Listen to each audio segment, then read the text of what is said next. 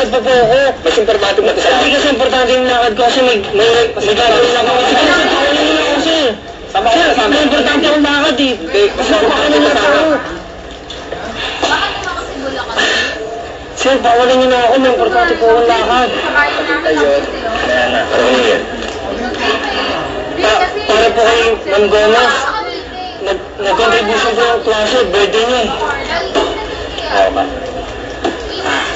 Sir, Alam mo, hindi na kailangan na matandangin yung flowers na yan eh. Sa buti pa. Bigyan mo na sa akin yan. Bigyan mo na! Bigyan mo na. Bibigyan mo ba? sige po. Ayan na.